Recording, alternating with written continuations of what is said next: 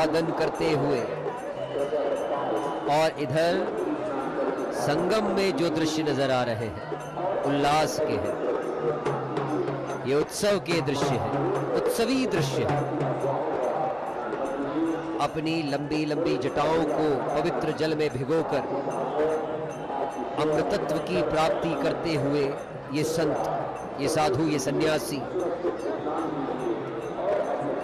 और इन दिव्य आत्माओं के स्नान करने के उपरांत जो दिव्यता इस जल में समाहित हो गई, और उस जल से जब कोई आम श्रद्धालु स्नान करता है तो वही अमृतत्व, वही दिव्यता, वही ऊर्जा आम श्रद्धालु को भी प्राप्त हो जाती है। जल पुलिस निरंतर सक्रियता के साथ, मुस्तैदी के साथ निगरानी रखे हुए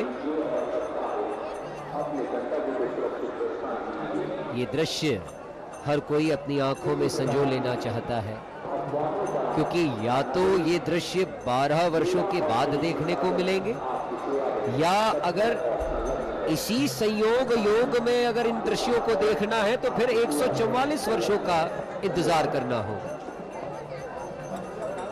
तपोनिधि श्री आनंद अखाड़ा पंचायती आगे बढ़ रहे हैं कुंभ में अमृत स्नान के लिए। The akhadas at the Mahakumbh have been the heart of the event, representing various traditions and sects of the Sanatan Dharma.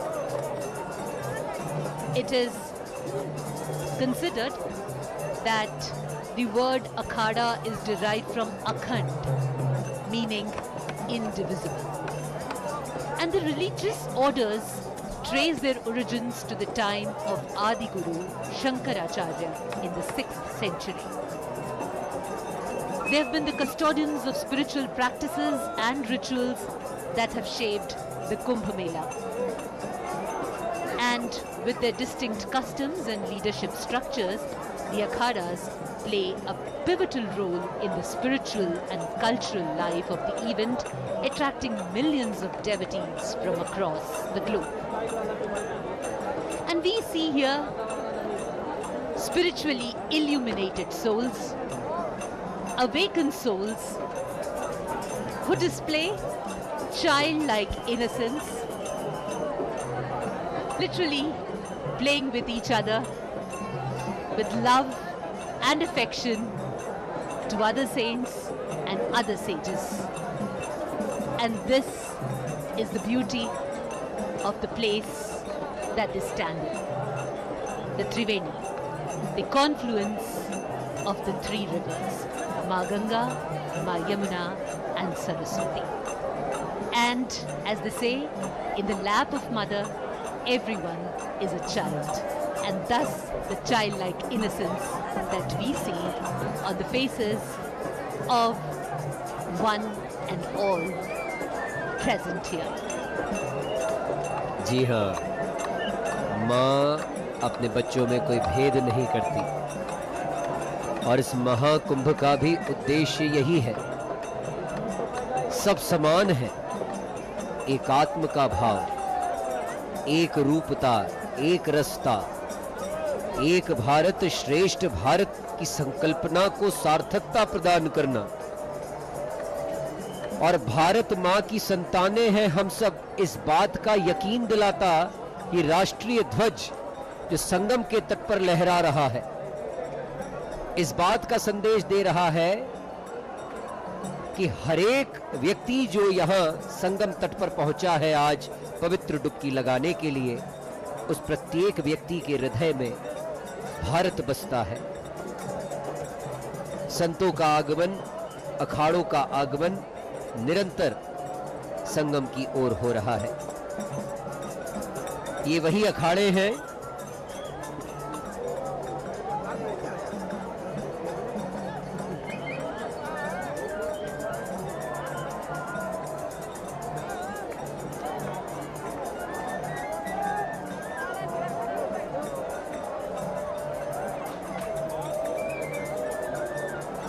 ये देखिए, पुनः रजत पालकी में सवार अपने इष्ट की प्रतिमा को अपने कांधों पर लिए संगम की ओर अग्रसर होते नजर आ रहे हैं।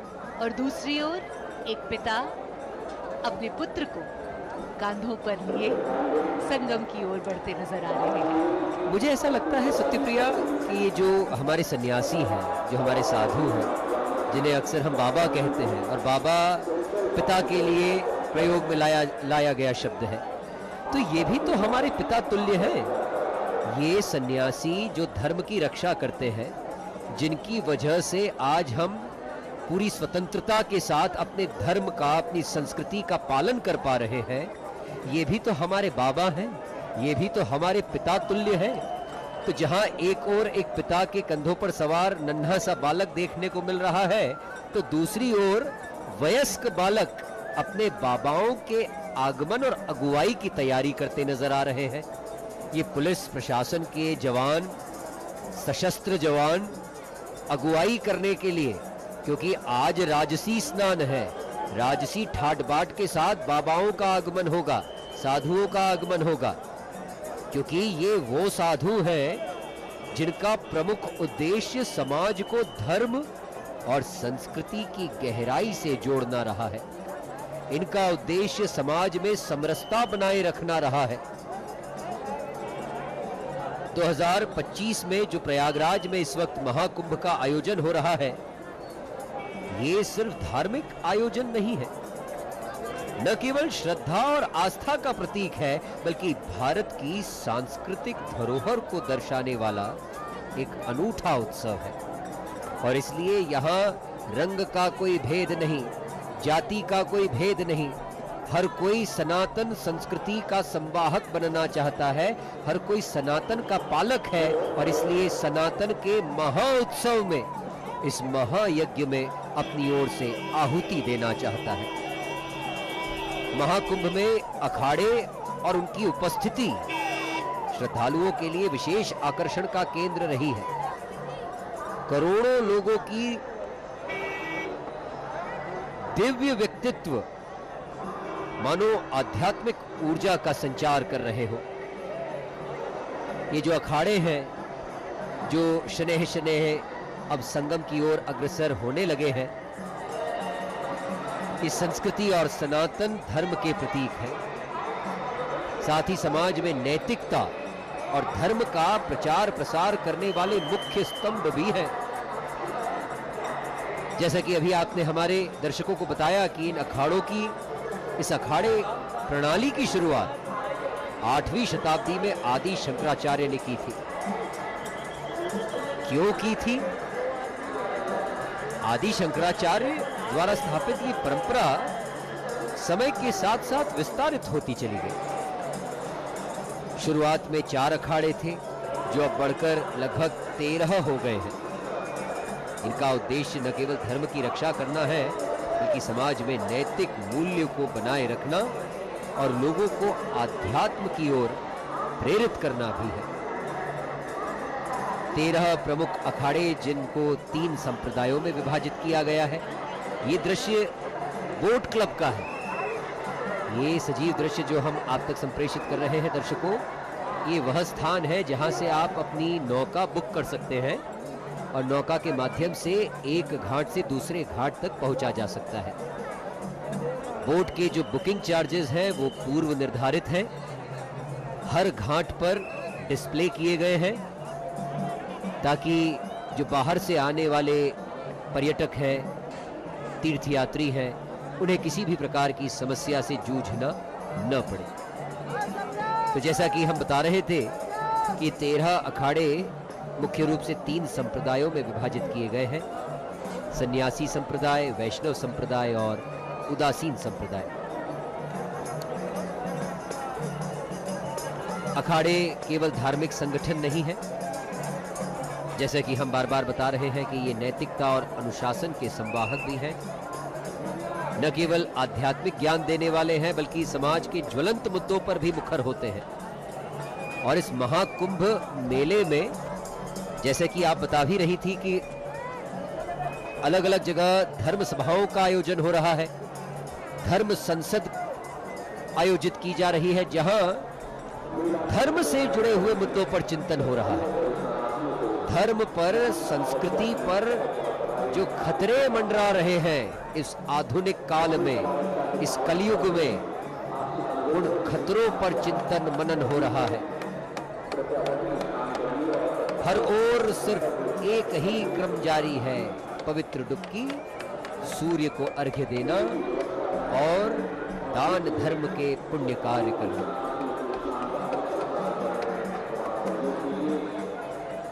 जी हाँ मैम, दूसरी ओर अगर हम देखें तो प्रयागराज में और भी कई नए इनिशिएटिव्स यहाँ इस बार महाकुंभ 2025 लेकर आया है। प्रयागराज में चल रहे महाकुंभ में पुण्य की डुबकी लगाने जहां देश और दुनिया से करोड़ों लोग आए हैं, महाकुंभ में ओडीओपी यानी कि एक जिला एक उत्पाद की प्रदर्शनी भी लगाई गई है, जिससे कारीगरों को वैश्विक बाजार मिल रहा है। और इस प्रकार महाकुंभ न केवल आध्यात्मिक और सांस्कृतिक पहचान को मजबूत कर रहा है, बल्कि उद्यमियों के व्यापार के लिए एक विशाल मंच भी बनकर उभरा है। और महाकुंभ में देश विदेश के लोग आकर हस्तशिल्पियों के उत्पादों को देख रहे हैं, पसंद कर रहे हैं और उन्हें खरीद भी रहे हैं। वहीं दूसरी ओर प्रयागराज महाकुंभ आधुनिकता और परंपरा का एक बेहतरीन उदाहरण भी बनकर लोगों के सामने उभरा है।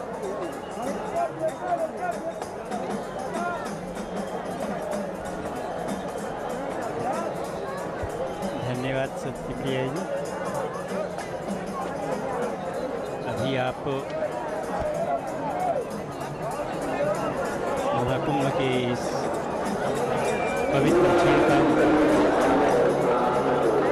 आपने देखा, सत्यप्रिया जी से सुन रहे थे। अब कुछ ही समय में संपूर्ण भारत को जिनकी प्रतीक्षा होती है, ऐसे भारतीय आध्यात्मिक चेतना को जागृत करने में जिनका विशेष योगदान है, सनातन संस्कृति के जो मूलाधार हैं, ऐसे हमारे जो 10 नामा नागा सन्यासी हैं, जो उदासीन संप्रदाय के सन्यासी हैं, जो बैरागी संप्रदाय के सन्यासी हैं, उनके लिए आज का यह जो पवित्र अवसर है, जो पवित्र काल है, वह विशेष महत्वपूर्ण होता है। हम लोग प्रारंभ से यह चर्चा करते आ रहे हैं कि कुंभ उत्सव का, कुंभ के आयोजन का जो प्रारंभ है, वह आदिकाल से है। क्योंकि जब से देव तत्व है, और जब देव तत्व है, जब सत है तो असत भी है, दोनों का संयोग है, तब जो है अमृतत्व की प्रतिष्ठा भी है।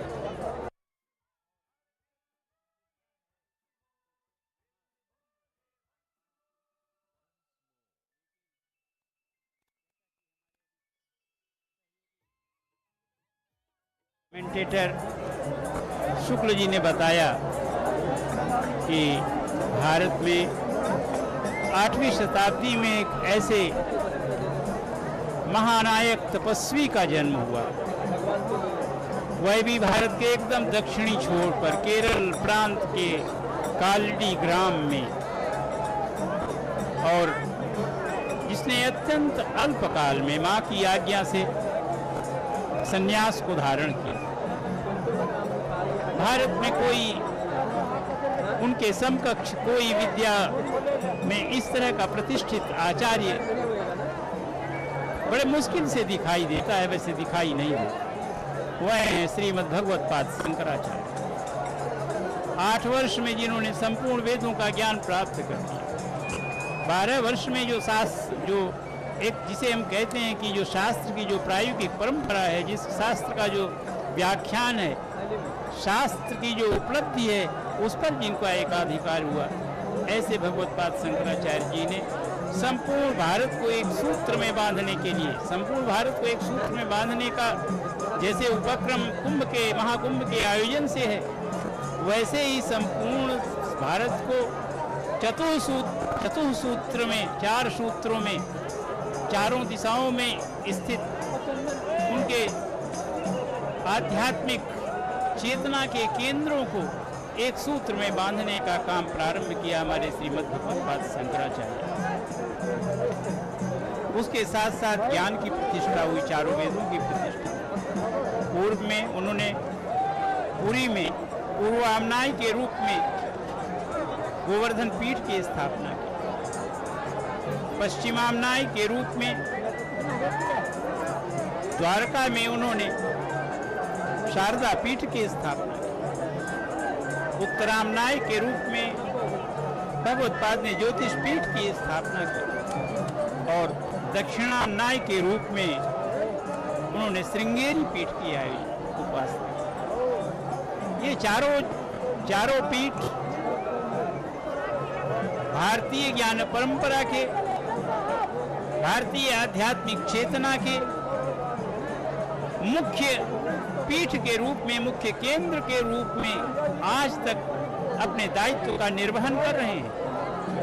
क्योंकि पूर्व में जिस पीठ को अध्ययन और उसके प्रसार प्रचार का जो दायित्व दिया गया वह ऋग्वेद के लिए दिया गया, पश्चिम को सामवेद के लिए दिया गया, उत्तर को अथर्वणाचार्य जी महाराज ने शास्त्र ज्ञान से संपन्न सन्यासियों के 10 संघ स्थापित करने का संकल्प लिया अपने जीवन काल में। अभी अगर हम समय की दृष्टि से देखें तो यह 1200 वर्षों के काल का एक छोटा सा भाग है, छोटा सा अंश है, जब उन्होंने 10 संघ स्थापित किए और उन्होंने इन 10 संघों के नेतृत्व करने वालों को नाम दिया था। गिरि के रूप में, पुरी के रूप में, भारती के रूप में, तीर्थ, वन, अरण्य, पर्वत, आश्रम, सागर तथा सरस्वती, ये 10 उपाधियां, ये 10 महासंघ के आध्यात्मिक जो तपस्या और ज्ञान से जो है, जिनका ललाट दीप्यमान है, ऐसे सन्यासियों को उन्होंने 10 नामों से, 10 उपाधियों से सम्मानित किया। 10 उपाधियों उनके साथ संपृक्त हो। श्रीमद् भगवत्पाद शंकराचार्य जी ने इन सभी के अनुशासन के लिए एक ग्रंथ की भी रचना की। वह ग्रंथ मठानुशासन के रूप में वह आज हमें प्राप्त होता है। यह ग्रंथ हिंदी भाषा में अनुवाद के साथ भी प्रकाशित है और अंग्रेजी भाषा में भी अनुवाद के साथ प्रकाशित है, जिसमें हम उनके द्वारा स्थापित चारों मठों के अनुशासन का, शंकराचार्य पीठ के पीठाधिपति के नियुक्ति का और हमारे 10 नामी ये नागा संप्रदाय, जो नागा सन्यासियों का जो समूह है, इसके लिए भी मठामनाय के रूप में एक संविधान उन्होंने भारत को समर्पित किया। वहाँ संदर्भ है तीर्थाश्रम वनारण्य गिरि पर्वत सागरा सरस्वती भारती च पुरी नामानि वै 10। इस नाम से ये नागा सन्यासी समय समय पर भारतवर्ष में आगत विधर्मियों का भी सामना करने में समर्थ हुए और उससे अपने धर्म की, उन्होंने सनातन धर्म की रक्षा की। और क्योंकि ये 10 नाम ये धारण करते हैं, गिरि, पुरी, भारती, तीर्थ, वन, अरण्य, पर्वत, आश्रम, सागर तथा सरस्वती, इन 10 उपनामों को धारण करने के कारण ही हम इनको सामूहिक रूप से 10 नामी नागा सन्यासी शब्द से संबोधित करते हैं। दूसरे शब्द में कहें अगर तो इन नामों के साथ हम अब पुण्यभागी बनते हैं, क्योंकि ये नाम उनकी तपस्या के प्रतीक हैं, उनके गुरु परंपरा के प्रतीक हैं, उनके मठामनाय अनुशासन के प्रतीक हैं। इनके अतिरिक्त भी नागा सन्यासियों के और भी अखाड़े हैं, यहाँ अपने अपने संप्रदाय के आधार पर इष्ट की आराधना एवं योग साधना के साथ साथ अस्त्र और शस्त्र के संचालन में भी हमारे नागा सन्यासी अत्यंत निपुण होते हैं। जैसे प्रयाग, पुण्य सलीला, त्रिवेणी के कारण संपूर्ण विश्व में ख्याति है, वैसे ही अखाड़ों की उपस्थिति के कारण भी प्रयाग का महात्म्य है। ये सभी जो अखाड़े हैं उनका एक अंग जो है वह प्रयाग में भी उपस्थित है। इसके साथ साथ काशी में, हरिद्वार में और अयोध्या में भी इन अखाड़ों की जो है शाखाएं। अखाड़ा शब्द बहुत ही प्रेरणादायक, क्योंकि अखाड़ा शब्द का संबंध जो है वो अखंड से है। जो हमारा देव तत्व है, जो हमारा, जब कभी आप सभी श्रद्धालुजन जब कभी किसी के यहाँ कोई भी सपर्या के लिए जब हम उद्यत होते हैं, चाहे वो भगवान विष्णु की सपर्या का विषय हो, भगवान शिव का रुद्राभिषेक हो, गणेशांबिका का पूजन हो, कोई भी हमारे संस्कार जो हैं वो स्वस्ति वाचन के बिना पूर्ण नहीं होते। स्वस्ति वाचन में ऋग्वेद प्रथम मंडल के विश्व देवा सूक्तों का हमारे जो पुरोहित हैं, जो हमारे वैदिक हैं, वो पाठ करते हैं। उसमें जो मंत्र आता है, अंत में जो 2 मंत्र आते हैं, उसमें एक है अदितिर देवर अदितिर अंतरिक्षम अदितिर माता स पिता स पुत्र विश्वे देवा अदितिर पंचजना अदितिर अदितिर जातम जनित्वम। ये जो भगवती जो अदिति हैं, अदिति वह अखंडनीय तत्व, वह परम तत्व है, जिसका कभी खंडन नहीं किया जा सकता, जिसका कभी विनाश नहीं हो सकता है। वह जो अखंडनीय तत्व है वो अदिति है। वो वैसे ही जो अखाड़ा शब्द की जो व्युत्पत्ति है, व्युत्पत्तिजन्य अर्थ है, वह अखंड से ही उसका तत्सम अखाड़ा शब्द हमें प्राप्त हुआ है, अर्थात जिसका कभी खंडन नहीं किया। हमारी ये जो परंपरा है अखाड़ा की, ये शाश्वत परंपरा है, ये सनातन परंपरा है। जैसे भगवती अदिति जो है अखंडनीय तत्व है, वैसे ही अखाड़ा की जो उपस्थिति है ये अखंडनीय तत्व है। हम इसके बारे में आगे जैसे जैसे हमारे नागा सन्यासियों का जुलूस, उत्सव और उनका समूह आएगा, हम चर्चा आगे बढ़ाएंगे। लेकिन हम इस चर्चा को और आगे बढ़ाने के लिए अपने सहयोगी श्री अनिल त्रिपाठी जी से आग्रह करते हैं कि चर्चा को आगे बढ़ाएं और स्क्रीन पर जो दृश्य आ रहे हैं, जो अद्भुत दृश्य आ रहे हैं आज के इस अमावस्या के परिप्रेक्ष्य में, उसके बारे में आप सबको अवगत कराएं। सम्मान्य त्रिपाठी जी।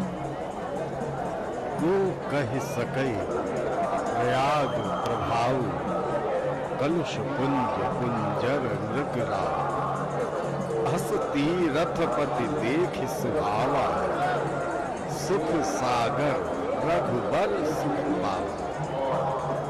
अनंत है महिमा तीर्थराज प्रयाग की, हाथी के समान बल भी धारण किए यदि पाप है तो उसको मारने के लिए, समाप्त करने के लिए, उसका शमन करने के लिए प्रयागराज क्या है? सिंह रूप है।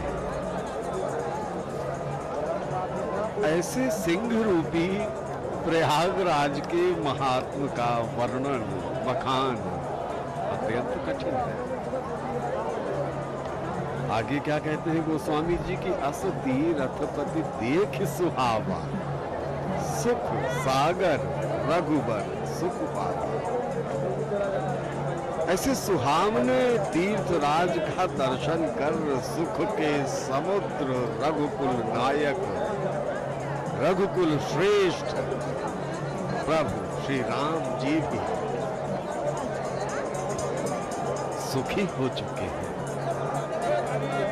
ऐसा विलक्षण स्थान है तीर्थराज प्रयाग। अखाड़ों की चर्चा प्रोफेसर शुक्ल कर रहे थे। बहुत ही ज्ञानवर्धक बातें आपने बताई। ये शास्त्रों के द्वारा जो शाब्दिक व्युत्पत्ति का विषय है उस पर आधारित मीमांसा थी अखाड़ों के लिए। किंतु प्रोफेसर साहब, शास्त्रों के अतिरिक्त एक लोक भी होता है। लोकाचार का बड़ा महत्व है हमारे यहाँ। लोक मान्यता में अखाड़ा की उत्पत्ति या यूं कहें अपभ्रंश मानते हैं अलख अथवा अक्खड़ से। ये सत्य है असत्य है ये प्रश्न हो सकता है, किंतु लोक मान्यता है तो अगर लोक मान्यता है तो कुछ ना कुछ तो उसमें कहीं शामिल है। अलग क्यों शामिल? नागा संप्रदाय के अधिकांशतः, विशेष रूप से शैव संप्रदाय के नागा जितने भी प्रतिनिधि शाखाएं मिलेंगी सबके आराध्य भगवान शिव है।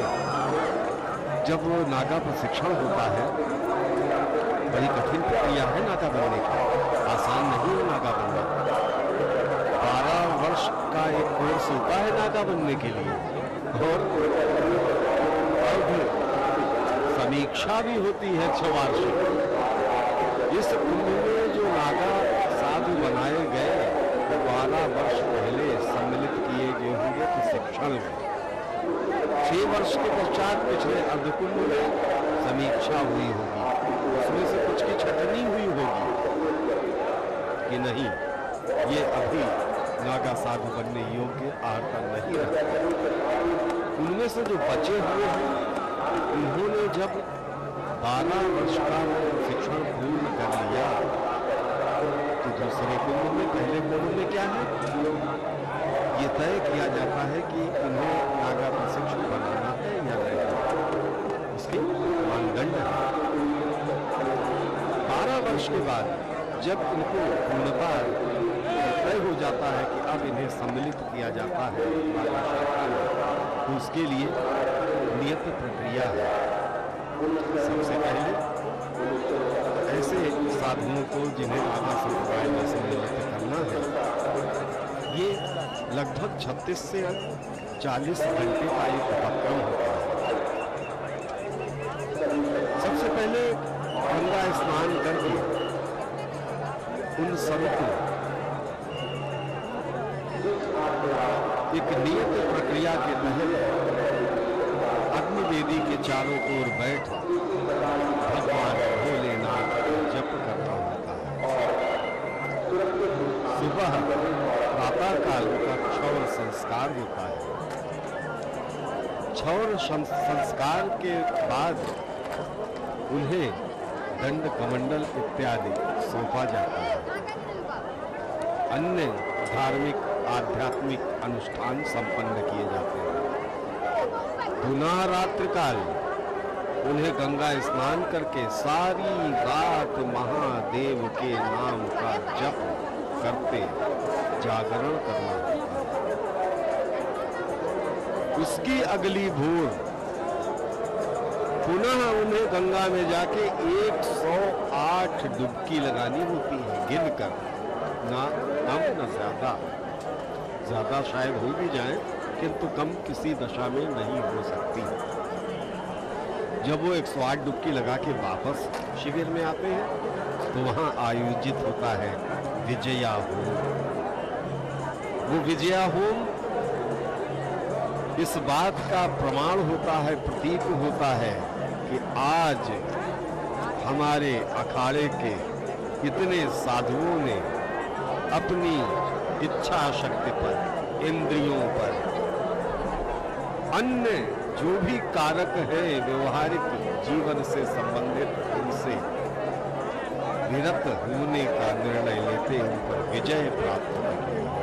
वही है विजया होम। विजया होम करने के बाद आचार्य महामंडलेश्वर जो होते हैं उस अखाड़े के, वो उन्हें दीक्षा मंत्र देते हैं। दीक्षा मंत्र प्राप्त करने के पश्चात पुनः विजया होम होता है और तब प्रसाद पाने के पश्चात विधिवत वो सारे नागा सन्यासी नागा संप्रदाय के सदस्य माने जाते हैं।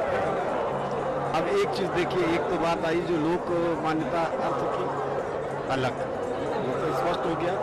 दूसरा, अखड़, आप लोग जानते हैं कि हमारे दादा साहब स्वभाव से, हालांकि माँ गंगा की गोद में जाते तो वो बच्चे की तरह किलकारी मारने लगते हैं, अटखेलियां करने लगते हैं, किंतु इतना स्नेह है उनका अपनी माँ से, गंगा को वो माँ मानते हैं कि वो जब उसके नजदीक निकट होते हैं तो उन्हें लगता है कि कोई अन्य ये प्रेम, ये स्नेह बांटने न पाए। और इस प्रक्रिया में वो कभी कभी उदात्त हो जाते हैं, वो दौड़ भी पड़ते हैं कभी कभी हमारी तरफ। हालांकि हम धीर धर्मधीर लोग हैं, हम उसे भी उनका आशीष मानते हैं, शुभ लक्षण मानते हैं।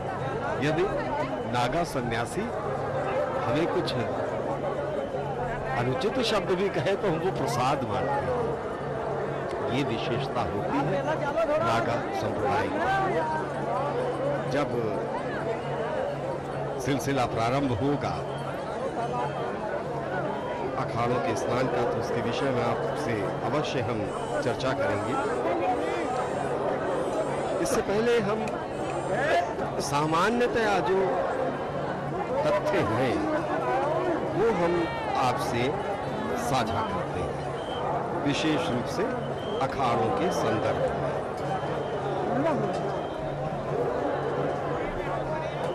मठ की चर्चा अभी आदरणीय शुक्ल जी ने की कि आदि शंकराचार्य जी ने 4 मठ और 10 नाम, जिसको 10 नामी पंथ के नाम से हम जानते हैं, वो स्थापित किया। यहाँ पे एक चीज है, एक तथ्य ऐसा है जिससे ये परिलक्षित होता है कि क्या ये सच है कि अखाड़ों का प्रादुर्भाव मठ और 10 नामी संप्रदायों के बाद हुआ,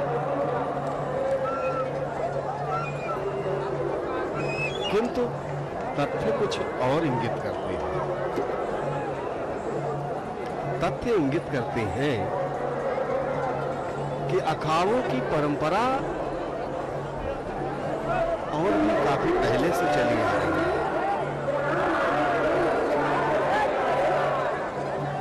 और ये इस परंपरा के प्रमाण हमको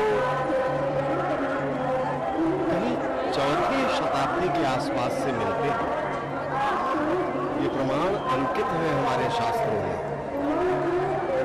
हालांकि आज कुल 13 अखाड़े हैं, इसमें से शैव सन्यासी संप्रदाय के 7 अखाड़े हैं, वैरागी वैष्णव संप्रदाय के 3 अखाड़े और 3 ही अखाड़े काशी संप्रदाय के। इस संदर्भ में अभी प्रोफेसर शुक्ल जी ने आपसे विस्तृत चर्चा की। सरसरी तौर पे अगर जानने के लिए कि आखिर ये तीनों श्रेणियों में जो अखाड़े हैं वो कौन कौन से हैं, उनके नाम जानने के लिए हालांकि उनमें से अधिकांश जानते हैं, किंतु जो हमारे नए दर्शक हमसे जुड़े हैं अभी तक इस तरह से अनभिज्ञ है, उनकी सुविधा के लिए हम संक्षेप में बताते हैं। 7 शैव सन्यासी संप्रदाय के जो अखाड़े हैं वो है श्री पंचायती अखाड़ा महानिर्वाणी, जिसका मुख्यालय प्रयागराज के तारागंज में स्थित है। दूसरा है श्री पंच अटल अखाड़ा, इसका मुख्यालय चक हनुमान स्थित है। तीसरा है श्री पंचायती अखाड़ा निरंजनी, और इस अखाड़े का भी मुख्यालय प्रयागराज में ही है। चौथे नंबर पर शैव सन्यासी संप्रदाय के अखाड़ों में नाम आता है श्री तपोनिधि आनंद अखाड़ा, पंचायती त्रयंबकेश्वर में स्थित है, नासिक महाराष्ट्र के निकट। और 5वें नंबर पर नाम आता है, हालांकि आज के तिथि में यदि देखा जाए तो सबसे बड़ा अखाड़ा है, किंतु जब बात आती है उनके अनुक्रम की, तो इसमें 5वें नंबर पर श्री पंचदशनाम जूना अखाड़ा, और कौन सा, जिसका मुख्यालय स्थित है बाबा हनुमान घाट, वाराणसी। 6ठे नंबर पर आता है श्री पंचदशनाम पंचाग्नि अखाड़ा। इनका मुख्यालय गिरिनगर, भावगढ़, ये जूनागढ़ का हिस्सा है, गुजरात में। अब बात करते हैं वैरागी वैष्णव संप्रदाय अखाड़ों की, लेकिन उससे पहले आपको ये दिख रहे हैं अद्भुत आकर्षक दृश्य। ये दृश्य रेल की तरफ की है। ये नवनिर्मित घाट जो है तीर्थराज प्रयाग में इस महाकुंभ के पहले जो बनाए गए हैं, इस समय वैसे आपकी सूचना के लिए बता दें कि कुल 40 घाट बनाए गए हैं, जिसमें से 13 पक्के घाट हैं और शेष अस्थायी रूप से निर्मित किए गए हैं। किंतु जो अस्थायी रूप से निर्मित घाट है वो भी अत्यंत सुविधाजनक है, और आज की पीढ़ी के हिसाब से कहें अगर, तो बच्चों को वहाँ कहते सुना स्नान करते वक्त, करे ऐसा जान पड़ रहा है जैसे स्विमिंग पूल में स्नान हो रहा हो। तो ये वाकई अद्भुत है कि माँ गंगा के आंचल में आज के युवा पीढ़ी को स्विमिंग पूल की अनुभूति हो रही है। ये शुभ लक्षण है, निश्चय ही ये शुभ लक्षण है, शुभ संकेत है सनातन सभ्यता संस्कृति के लिए कि हमारी नई पीढ़ी विशेष रूप से रुचि लेने लगी है अपने धर्म संबंधी विषयों में। तो हम बात कर रहे थे अखाड़ों के अनुक्रम की। वैरागी वैष्णव संप्रदाय के 3 अखाड़े हैं, उनमें पहला नाम और सारे अखाड़ों के अनुक्रम में 8वां नाम आता है श्री दिगंबर पानी अखाड़ा। इसका मुख्यालय सांभर कांधा, गुजरात का ये जिला है, वहाँ शामलाजी खाद चौक मंदिर में स्थित है।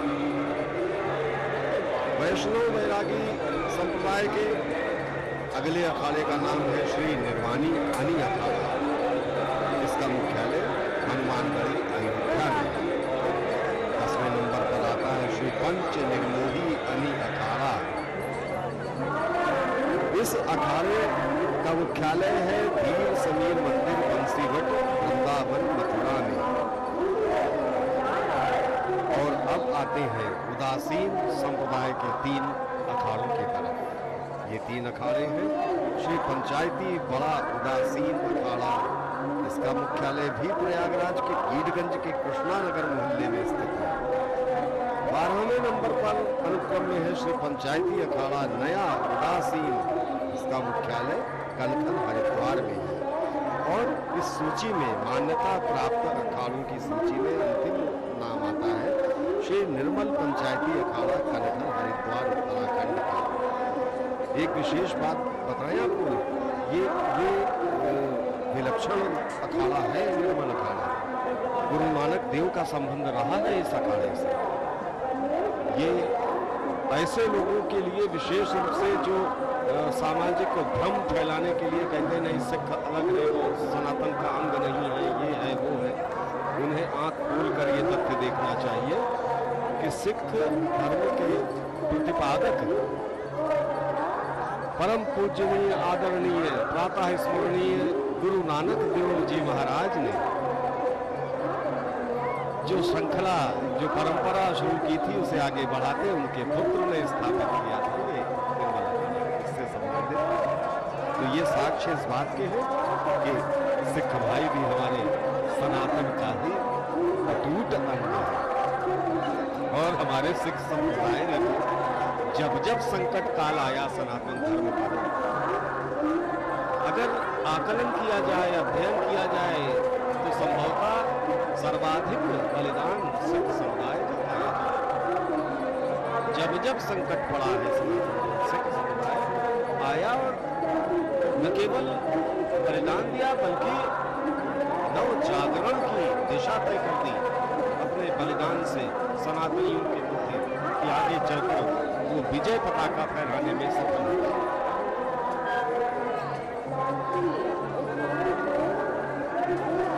अखाड़ों की चर्चा हम आगे भी जारी रखेंगे, लेकिन इस मध्य जो दृश्य दिख रहे हैं इन पर हम आते हैं। अब ये भगवा भेषधारी साधु इस भीड़ में और यहाँ संगम तट पर स्नान प्राप्त करने के पश्चात ये स्नानार्थी भगवा दरअसल प्रतीक है समृद्धि, भगवा प्रतीक है शांति का, भगवा प्रतीक है समन्वय का। प्रातःकालीन भास्कर देव का दृश्य और सांध्यकालीन दोनों दृश्य आप देखें, दोनों में दर्शन भगवा के होंगे आपको। तो संधिकाल अर्थ क्या है? समन्वय स्थापित, एक ऋतु एक काल से दूसरे काल का संक्रमण जो है इसमें समन्वय स्थापित करने के लिए कौन सा रंग है प्रकृति की तरफ से प्रदत्त? वो रंग भगवा है। इसलिए भगवा किसी धर्म से संबंधित रंग नहीं है, प्रतीक अवश्य है सनातन धर्म का भगवा, किंतु ऐसा नहीं कि मात्र सनातन धर्म का प्रतीक है भगवा। अद्भुत रंग है और उसकी अनेक विशेषताएं। ये जो अखाड़ों की मान्यता प्राप्त हमने आपको सूची बताई, इनकी संख्या तो 13 है, किंतु इनके अलावा भी कुछ अखाड़े हैं। वो कुछ सिख अखाड़े हैं, कुछ वैष्णव हैं, कुछ शैव साधु संतों के भी अखाड़े हैं और वो भी परंपरागत रूप से इस कुंभ पर्व में सहभागिता निभाते हैं। जूना अखाड़ा हालांकि सबसे बड़ा अखाड़ा है और इस वर्ष तो महाकुंभ में जो नागा संस्कार हुआ है उसमें सबसे अधिक संख्या, कई अन्य अखाड़ों में भी नागा संस्कार हुआ है। वस्तुतः 13 में से 7 अखाड़े हैं जिनमें नागा संस्कार की परंपरा है, किंतु उन 7 ही अखाड़ों को मिला करके देखा जाए तो सर्वाधिक संख्या जूना अखाड़े में ही दिखाई पड़ती है। जूना अखाड़े की स्थापना 1145 के आसपास उत्तराखंड के कर्णप्रयाग में एक मठ स्थापित करके की गई थी और उस वक्त इसे भैरव अखाड़े के नाम से भी जाना जाता है। इस अखाड़े के इष्टदेव शिव रुद्रावतार गुरु दत्तात्रेय भगवान है।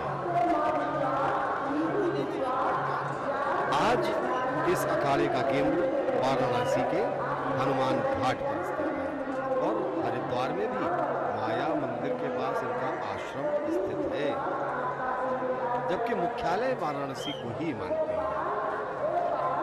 अखाड़ों की बात के बीच ये देखिए रंग बिरंगे ये धागे, ये सामान्य धागे नहीं है।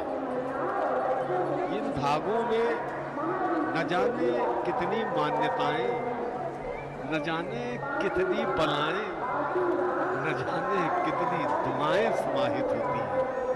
ये सामान्य सूत से बटे हुए धागे का रूप नहीं है। ये गंगा तट पर मिलने वाला वो धागा है जो प्रसाद के रूप में ले जाके अगर दे दिया जाता है तो उस धागे से कलाई नारा बांधना, कंठहार बना लेना, तरह तरह से उसका उपयोग करते हैं। और ये आस्था और मान्यता की ही बात है कि वो धागा भी अनेक व्याधियों में कारगर उपाय सिद्ध होता है। और प्रश्न उठता है कि ठीक है धागा तो रंग, ये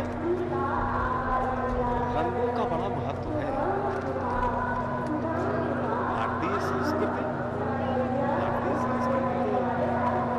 जीवन का संस्कार लिए चलती जीवंत संस्कार में तो रंग होंगे ही होंगे। रंगों से भी हमें विशेष प्रेम है। हमारे सभी देवी देवताओं के श्रृंगार में रंगों का आकर्षक उपयोग है।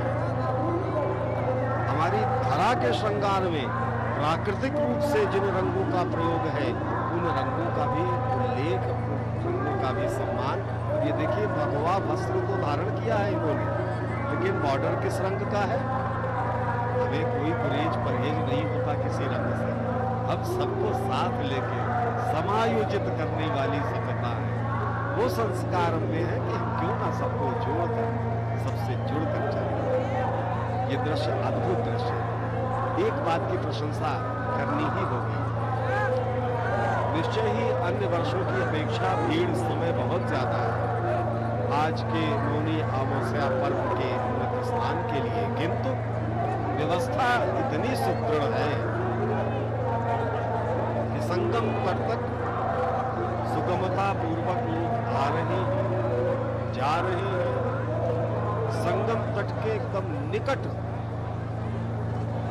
5 फुट 4 फुट तक की दूरी पे अपने वस्त्र इत्यादि रख के वो विचरण कर रहे हैं, स्नान कर रहे हैं। कहीं कोई बाधा उत्पन्न नहीं हो पा रही है। बहुत अच्छी व्यवस्था संगम तट पर फिलहाल अभी देखने को मिली जब हम सब भी स्नान के लिए गए। आह्लादित हो गए, आनंदित हो गए। माँ का बखान तो सुबह 4 बजे से हम सब कर रहे हैं, किंतु जैसे जैसे बखान कर रहे थे वैसे वैसे उत्सुकता, उत्कंठा, ये सब आकार बढ़ाते जा रहे थे अपना। अरे ये सब बताते ही रहेंगे महानुभाव, या कहीं उसका वर्णन भी करेंगे? तो कैसे वो वर्णन कर सकता है कोई संगम तट पर आकर गंगा का प्रसाद पाने, उनमें एक पुण्य की डुबकी लगाने से चूक जाए तो भला ऐसा भाग्य कहाँ? कोई नहीं चूकता। भाग्य को सराहते हुए हम सबने भी स्नान किया और तृप्त हुई आत्मा, तृप्त हुए हम, और तभी नई ऊर्जा के साथ आप सबके लिए उपस्थित हैं इन नवीन दृश्यों के साथ। ये वो दृश्य है जहां से जिस पार अरैल और उस पार संगम, ये दोनों घाट दिखाई पड़ते हैं। बीच में ये व्यवस्था की गई है, विभाजक रेखा तैयार की गई है। ये अनुशासन को बनाए रखते हैं। इस बार के मेले में विशेषतया कुछ नए नियम अनुशासन को दृष्टिगत रखते हुए लिए गए और उनका प्रभाव भी देखने में आ रहा है। ये जो पताकाएं आप देख रहे हैं, संगम क्षेत्र में एकदम मध्य भाग में जो स्थित घाट होते हैं, जो कभी कभी तो एकदम मध्य धारा में कुछ तख्तों को जोड़कर बनाए जाते हैं। नावें खड़ी होती हैं चारों तरफ, उनके मध्य तख्त का एक कह लीजिए प्लेटफॉर्म सा बनाया जाता है और वो उन नावों में बंधी रस्सियों और बांस से लटकता रहता है संगम की धारा में। उसमें उतर कर स्नान करते हैं। और पताकाओं की बात की थी, देखिए ये दल भी पताका लिए जा रहा है। वहाँ संगम तट पर भी पताकाएं दिख रही थी। एक पताका धर्म ध्वजा के रूप में दिखती है जूना अखाड़े के प्रांगण में। ये पताकाएं जो है ये इस बात का संकेत है, ये निशान है कि जो यात्रियों का जत्था है वो अगर कहीं इधर उधर अपनों से बिछड़ जाए, हालांकि व्यवस्था है कि बिछड़ेंगे तो भी हम मिलाएंगे, डिजिटल कुंभ है ये, तत्क्षण घोषणाएं हो जाती हैं, चित्र अंकित हो जाते हैं, प्रसारित हो जाते हैं और सुविधाजनक रूप से खोए हुए जितने अपने आत्मीय होते हैं अपने अपनों से वो उन तक पहुंच जाते हैं। किंतु ना होने पाए इसलिए लगाए क्या करते हैं, अपने जत्थे के साथ एक अगुवावंती पताका लेके चलता है और सब उस पताका को देखते देखते उसके पीछे पीछे पीछे चले जाते हैं। ठीक इसी तरह संगम घाट के इर्द गिर्द जो नावें होती हैं, जो तीर्थ पुरोहित बैठते हैं, जिन्हें सामान्य भाषा में यहाँ पंडा कहते हैं, घाट के पंडा, जो चंदन वंदन करेंगे आपका स्नान के पश्चात, उन सभी तीर्थ पुरोहितों का एक चिन्ह होता है जो उस पताका पर अंकित होता है। उनके निर्धारित रंग होते हैं। लाल हरे पीले रंग की पताका फलाने महाराज की, तो सफेद लाल और पीली पताका है हमारे दूसरे महाराज की। अनबे कोई आदमी जो कह लीजिए कि उस वर्ग से भी आता है, जो बहुत ज्यादा पढ़ा लिखा नहीं, उसको भी असुविधा ना हो, रंग देख के पहचान लेगा कि अच्छा यहाँ हम थे, उसे असुविधा नहीं। और ये देखिए लहराते हुए जा रहे हैं, कोई व्यक्ति इनका इनसे इस समय तो ये दूरदर्शन के कैमरे के सामने है। ये मौका कैसे चूके भला, ये कैमरे के सामने आकर उत्साह प्रदर्शित कर रहे हैं, दोनों हाथ हिलाकर अपने स्थान, अपने जिस देश से, जिस स्थान से, जिस प्रदेश से, जिस गांव से, जिस शहर से, जिस गली से, जिस मोहल्ले से आए हैं, वहां तक वो संदेश पहुंचा रहे हैं, ये हाथ हिला करके, देखो हम आ गए तीर्थराज प्रयाग, या फिर देखो हमने पाली कुंड की एक डुबकी। ये वही जन समूह है। सुबह से तो निश्चित रूप से कुछ अधिक भीड़ की स्थिति दिखाई पड़ी, किंतु कम भीड़ रात से नहीं है। ये सारी रात जारी रहा है उपक्रम। दरअसल उदयातिथि के हिसाब से तो आज हम मौनी अमावस्या मना रहे हैं, किंतु मौनी अमावस्या तिथि कल संध्या काल 6:42 से लग गई थी, प्रभावी हो गई थी। तो बहुत से ऐसे तीर्थयात्री हैं जिनकी ट्रेनें थी वापसी की, या जो चाहते थे कि थोड़ा सा भीड़ की असुविधा से हम बचेंगे, वो सब कल शाम 6 बजे से स्नान करते करते करते करते उपक्रम चालू है, और करोड़ों की तादाद, अभी वो संख्या हम तक पहुंची नहीं है। जब पहुंचेगी उसकी सूचना हम आपको अवश्य देंगे। हालांकि आप सब समझदार हैं, आप तो देख रहे हैं, आकलन आपका हमसे कमजोर नहीं हो सकता। आप सब भी ये ज्ञात कर चुके होंगे अब तक, ये सिलसिला जब थम ही ना रहे, क्या दृश्य है। आप देखें, एक तरफ इधर संगम स्नान चल रहा और बीच में इधर भी और उधर भी नावें आती जाती, नौका विहार का भी आनंद लोग कर रहे हैं और अपने गंतव्य की तरफ भी जा रहे हैं। ये देखिए, और उसी बीच में ये साइबेरियन पक्षी, ये विशेष रूप से हमने तो आग्रह किया था इस बात का कि ये शोध होना चाहिए। प्रायः ये विदेशी मेहमान हमारे जो हैं हर वर्ष आते हैं माघ के महीने में यहाँ, किंतु ये पाया गया है, मैंने बताया जैसा कि ये छठा कुंभ में कवर कर रहा हूँ, तो मैंने इन पे विशेष ध्यान दिया कि कुंभ पर्व का जब अवसर होता है तो इनकी संख्या अचानक 1 से 10 गुना तक दिखाई पड़ने लगती है। तो ये कैसा आश्चर्य है। चलिए, यहाँ तो बिना आमंत्रण के पंचांग एक सूत्र होता है जिसमें एक बार अंकित हो गया कि फला तिथि को कुंभ होगा, हम सब जान लेते हैं, कोई किसी को नहीं बुलाता, स्वतः स्फूर्त आमंत्रण होता है, प्रस्थान हो जाता है। 2-2, 4-4 साल पहले से योजनाएं बनने लगती है यात्रा की। किंतु इन प्रवासी पक्षियों को कौन बताता होगा कि कुंभ आने वाला है, इस बार अधिक संख्या में चलना है।